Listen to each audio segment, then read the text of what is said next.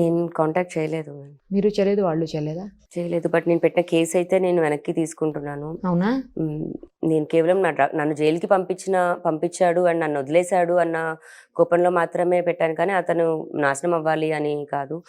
కానీ మీరు నా ఫస్ట్ ఇంటర్వ్యూలో చెప్పారు, తర్వాత కూడా చెప్పారు, మళ్ళీ మళ్ళీ చెప్తూనే ఉన్నారు, రాజ్ తరుణ్ చాలా మంచివాడు, ఆ అబ్బాయికి సంబంధం లేకుండా కొంతమంది వ్యక్తుల వల్ల ఇలా జరిగిందని నాకు ఫస్ట్ ఇంటర్వ్యూలో కూడా మీరు చెప్పారు. నాకు గుర్తుంది అది.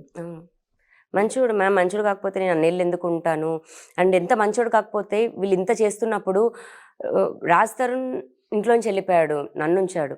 అదే నేను జైలు నుంచి బయటకు వచ్చిన టైంకి నన్నే గేట్ లోపలికి రానివ్వకుండా చేయొచ్చు అతను.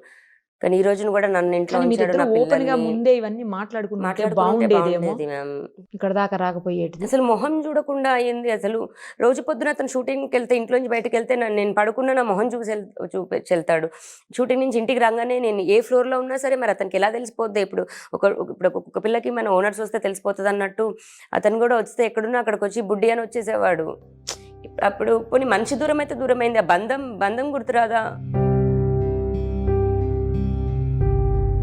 అన్ని సంవత్సరాలు తను చూసి మీరు కూడా తను ఎట్లా అనుమానించారు చెప్పండి? వాళ్ళు చెప్పగానే నమ్మేశారా మీరు కూడా? మరి సిచ్యువేషన్స్ కూడా అలాగే వచ్చాయి మ్యామ్. మాల్వి మల్హోత్రా రావడం కూడా, ఇప్పుడు ఒకవేళ అలాంటి అమ్మాయి కనుక ఒక జీవితంలో లేకపోయి ఉంటే నేను ఖచ్చితంగా అలా చేసేదాన్ని కాదు.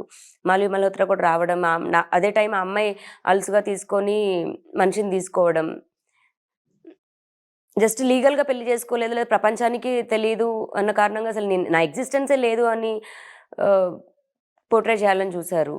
అక్కడ నేను తట్టుకోలేక కేసుకి వెళ్ళాను, కానీ ఏదో రాజ్ని శిక్షించాలి అని అయితే కాదు. ఏం చెప్తారు ఇప్పుడు రాజ్ తరుణ్ గారికి? ఏం చెప్తారు చెప్పండి. ఇప్పుడు సారీ అన్న వర్డ్ చాలా చిన్నగానే ఉంటుంది మ్యామ్, బట్ నేను తప్పు తెలుసుకున్నాను.